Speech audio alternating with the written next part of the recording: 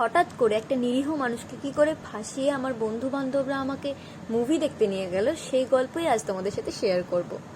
মানুষগুলো একদম ভালো করে মুখে ফোকাস করা হচ্ছে। এই যে মানুষগুলো, এরা আমাকে ফাঁসিয়েছে সবটা। সেটা হচ্ছে আমি আজকে সিনেমা দেখতে চাইছিলাম, ওই বৃষ্টি হচ্ছে, বাড়ি থেকে বিশাল বড় বড় কথা বলে এসেছিলাম যে না আজকে সিনেমা দেখতে যাবো না, আমি পড়াশোনা বেশি করব, আর এরা আমাদেরকে ফাঁসিয়েছে, তো তার জন্য আজকে আমরা সিনেমা দেখতে যাচ্ছি। তো প্রথমেই বাড়ি আসার পথে টিকিটটা কেটে রেখেছিলাম, কারণ পরে আর টিকিট পাওয়া যেত না।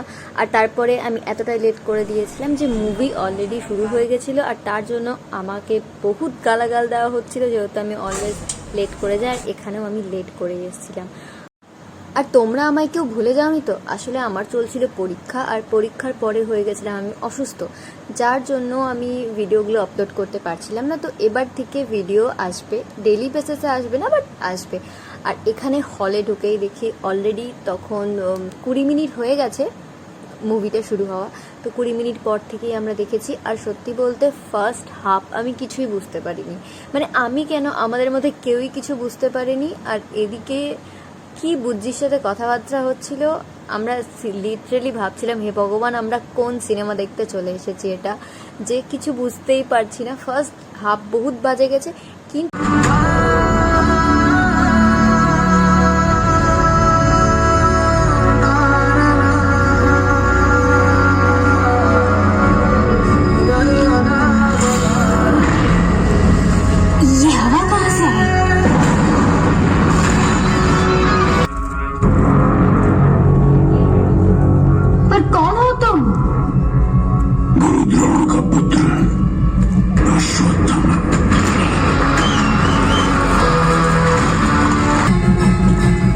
लौट आए, काशी में भगवान लौट आए हैं।